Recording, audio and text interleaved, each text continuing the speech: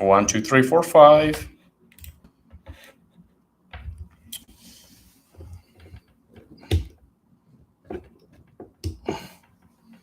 Okay, now this should be a wonderful, one of the best setups I've ever had. Hi, hi guys. How's the sound? Sound check. 1, 2, 3. Write in comments if you hear me loud and clear. Hi.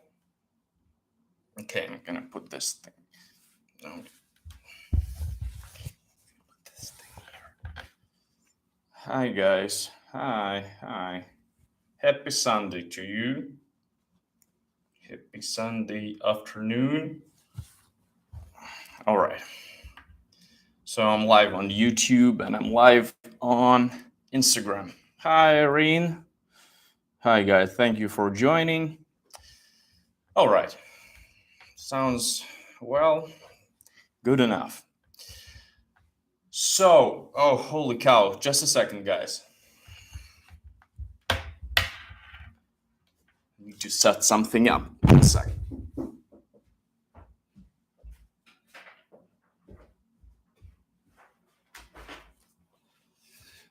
Yeah.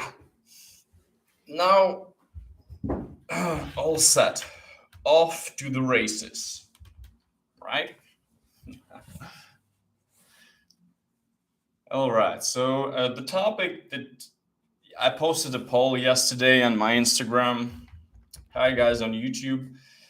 And you guys voted for the topic about the passion, which is probably the one that I can talk about the whole day because I'm a huge proponent of having a life filled with passion of different kinds. And I think that it's a natural drug that we can get without any consequences, doing something that we truly love, right? And if we spot, if we locate, or differently put, if we create this life, right, where we do what we're truly passionate about, that might even mean that you won't need to ever work again because your life will be so joyful, right? I remember Neil deGrasse Tyson. He's a pretty popular fellow right now. He's an astrophysicist, right? Not the super sexy work for a layman, right? If you think like, hey, this guy just a scientist, what's sexy and interesting about that? But this guy just is putting on a clinic in terms of, right, like his passion and love for work. And when he's asked like, dude, when do you get rest, or where do you go for for vacation, he says, what vacation? I'm lying on the beach thinking about the universe. I'm lying on the beach and thinking about science. That's true freaking passion. And I just want to start out this live stream by wishing all of you guys, all of us, to find this passion or to create this passion that will truly drive us. Okay. Now, for the structure of this, stream, I decided to just list hacks, some interesting observations that I have made throughout my life that helped me to either understand what doesn't drive me and think that actually did drive me and still kind of keep driving me in my life. And this is going to be a list of life hacks and also the lessons that I learned throughout the way. Okay. If that sounds great, send me some likes. By you sending me likes, this stream is getting promoted and more people will see the stream. Okay. Now, the first thesis that I want to lay out to all of you guys watching is that I think this is a quote. This is a quote by Simon Sinek. He put it better than I can ever put it. He said that working hard for something that you don't care is called passion. Working hard for something that you don't care is called stress. Working hard for something that you love is called passion. Right. So this is going to be the foundation for today's talk. That if we work hard and we go an extra mile for someone and for the sake of someone or for the sake of a job that we don't entirely like, let alone love, we're gonna get stressed 9 times out of 10, right? While when you love what you're doing, that's true passion. And I always say that if you want to find what you are truly passionate about, and if you want to make a quick check if what you're doing right now is your passion, ask yourself if you would go and do what you are doing if you are not paid. If you will go, if you get up in the morning, if you will do what you do without any payment, any paycheck, and you will still do it, that's already a good sign that you are onto something. Better, my mentor, who's it's a woman. She now is one of the Stanford leadership managers. So she works in Stanford, and she's in the leadership faculty that manages leadership studies. And she actually even elaborated on this thing. She said, she asked me, like, what can you do without money, without sleep, right? What can you do endlessly? That's your passion, right?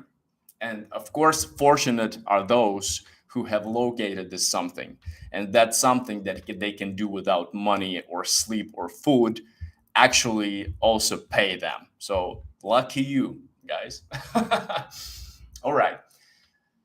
Now, another interesting piece of advice that I found really interesting is what words do we pick? What words do we choose when we describe what we do? And in English, there is like, I like what I do, right? And there is love, I love what I'm doing. When you are in the presence of someone who uses the word love, right? You know that you are in the presence of a passionate human being, right? And sometimes it's just a trick that you can pull off to see if that works for you. Can you say that I love what I'm doing? I love the way I earn money, right? Or this word is just too powerful for you? Well, for me personally, it's been super powerful, and I've never used it to back up like some of these claims with my professional experience from the early like not even teenage years, but university years. I wanted to be an entrepreneur. I wanted to be a boss, right? I wanted to have my own company, and it actually did take place in my life. I persevered and I worked hard and I risked a lot to kind of create my own business with a co-founder. We created a business, and I was super passionate about the creation part of it, right? And I still can talk just tirelessly about how we managed to start, what bumps in the road we were able to overcome, what obstacles, what lessons we learned as startuppers trying to start a business and do business with the United States. That was a life. This was an experience of a lifetime for me, right? But when we transitioned into running an actual business, so we landed investments, we landed a big venture fund in Ukraine, and we got investors who not only invested money, but also smart money, which is in business terms mean expertise, right? Smart money. They invested a lot of knowledge into us, and we just started basically doing what they were telling us to do. So we started to we started being real manager. We started. I became a COO, chief operations officer, and Eugene became CMO, chief marketing officer. Right. Although he also was a CFO, he was in charge of numbers, and I was in charge of production. So we had a lot of labels. They're super business labels, right? And a lot of responsibilities that came along these titles. And I can tell you that never in my lifetime I would say I would use the word love to describe what I was doing in my business. So I love the part of creation. I love the entrepreneurial part of things, but I didn't like the administration part of things. I didn't love it and I didn't even like it. I was just I was just enduring. I was just doing what I was told for the sake of making money, for the sake of generating revenue for not even us, but our investors, right? So here's the lesson from derived from this story. Someone else's passion or someone else's desire can be sort of imposed on you. And in my case, we were actually brainwashed, right? That this should be our passion as well, our motivation to make a lot of money, to generate revenue for our business. And I remember we were doing 10, 20K, 30K, we were growing, and they kept saying, no, that's nothing. That's like, I wouldn't like until you get to $100,000 per month in revenue, it's like it's nothing. And we were so pressed by them. We were under duress constantly. Yeah. So just a small story illustrating that, when you can say that you love something or at least like something, that's something. But when you are kind of jumping on the bandwagon of someone else's desire or motivation, and in this case, just incentive to make a bunch of cash, right? Like, okay. Yeah, so hack number 2 or number 1 is to ask yourself if you can use the word love. Next. Boom, boom, boom, boom, boom, boom, boom. Yeah, the question of making your hobby your work. So basically, that's something that a lot of people think to be this trick, right? This solution that if you are able to convert, right, your hobby and start making money on it, right, you don't ever need to work again, which is actually the true statement. Some people, I remember these C-level executives in my business world, in my business making years. I was shared by some lecture from the C-level executives from my investor, where there was Facebook. Facebook was Facebook back then. They had like a lot of big names there, and they were sharing wisdom. And one of the founders was an executive of Modna Kasta. It's like a big online shopping vendor in Ukraine. And he said like that passion is bullshit. Like you have to become passionate about after you have become successful. That was his exact statement. So in his view, and that's actually also borders a lot with such a term as sense of urgency, that in his view all the managers must have sense of urgency, that tomorrow the end of the world and you have to make all the revenue in the world, right?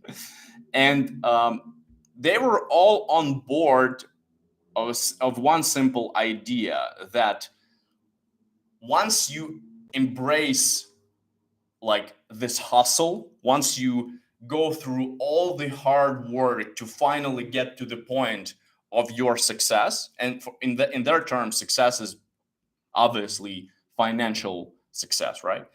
And after you've become this person who's quote unquote successful and have people in his supervision, a big manager, whatever, then you start being passionate about it. You see?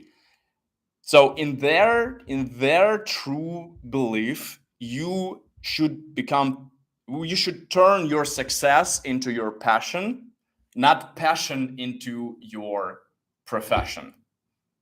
Do you follow up with me? Send me some likes if you follow up. So these C-level executives, big people from Facebook, from Google, from big Ukrainian companies, they all believe that you cannot turn your passion into what you make money on. You should get to the point of making the money and then fall in love with that. You understand? It's a dramatic difference. And when I heard it, I was like, whoa, holy cow. So they all do something that they hate, or at least not in fond of, to get to certain point. And then when they're there, they make a conscious attempt to love it. And I thought to myself, why don't you start with what you love and let your love bring you to this promised land? Right? Why do you have to spend money? Why don't you have to? How did you have to spend time, and most importantly, your health? Because a lot of these managers, top-seated managers, um, that work under pressure, that create this pressure, the sense of urgency for them, they lose health to get to some point and then love it, then fall in love with it. Okay. Yeah. So my dear belief that you can start with what you love, or at least combine something that brings you like money to make a living. At least combine it with something that you love. But you could never put something that you love on the shelf and just let it get dusted. You cannot do that.